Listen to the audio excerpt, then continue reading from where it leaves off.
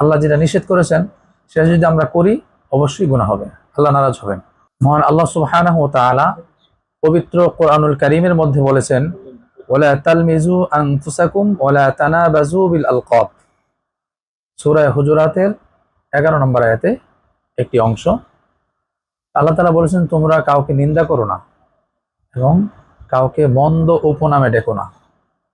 আল্লাহর নির্দেশ এবং নিষেধাজ্ঞা। যদিও এটা মানুষের ক্ষেত্রে বলা হয়েছে, একজন মানুষ আরেকজন মানুষকে তার সুন্দর নাম থাকার পরেও তাকে কোনো কুৎসিত দিতে শুনতে শ্রুতি দুর্বুদ্ধ এমন কোনো নামে তাকে ডাকা যাবে না। যদি ডাকে গুনাহ হবে তার। আল্লাহ যেটা নিষেধ করেছেন সেটা যদি আমরা করি অবশ্যই গুনাহ হবে, আল্লাহ নারাজ হবেন।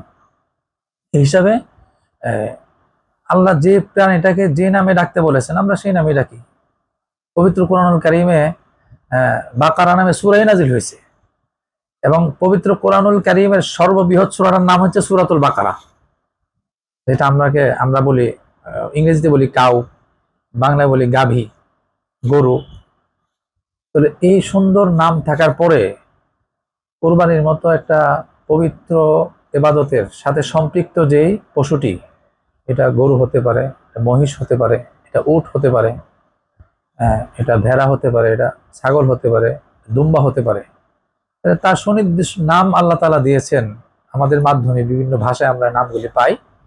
তাহলে ওই নাম বাদ দিয়ে অন্য কোনো ব্যক্তির নাম, যেটা কেউ একেবারেই পছন্দ করে না আবার কেউ পছন্দ করে, এখন এখানে দেখা উচিত যে আমরা কোন ধর্মের অনুসারী, আমাদের ধর্ম কোন নামে ডাকলে পছন্দ করে, কোন নামে ডাকলে আল্লাহ খুশি হয়, আমরা আমাদের পছন্দের নাম, নির্ধারিত নামেই ডাকি।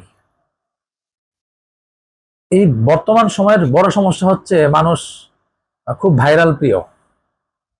আর এই ভাইরাল প্রিয় একটা পরিস্থিতি দিয়ে কেউ ব্যবসায়িকভাবে লাভবান হয়, কেউ প্রচার প্রসারে লাভবান হয়, কেউ তার যশ খ্যাতি নিয়ে লাভবান হয়, আবার কেউ এই ভিউয়ার্স বাড়িয়ে এখান থেকে একটা টাকা ইনকামের সুযোগ নেয়।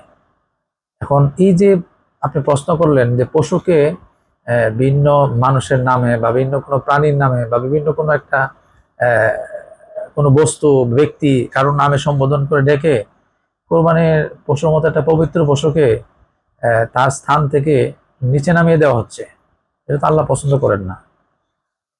তো এক্ষেত্রে আমি মনে করি বুখারী শরীফে হাদিস রয়েছে, প্রথম হাদিস, ইন্নামাল আমালু বিন্নিয়াত, যে যারা আজকে এই কথাগুলি বলছে, বিভিন্ন নামে ডাকছে, তারা কি এই পশুটার খুব ভিউয়ার্স বাড়িয়ে দ্রুত বিক্রির জন্য করতেছে নাকি খুব দাম নেওয়ার জন্য করতেছে, এটা তাদের সাথে আলাপ আলোচনা করে এটাকে হয়তো বন্ধ করতে হবে, নয়তো এই নাম পরিহার করতে হবে, যেহেতু কোরবানির মতো একটি পবিত্র ইবাদতের সাথে এই পশুটা সম্পৃক্ত।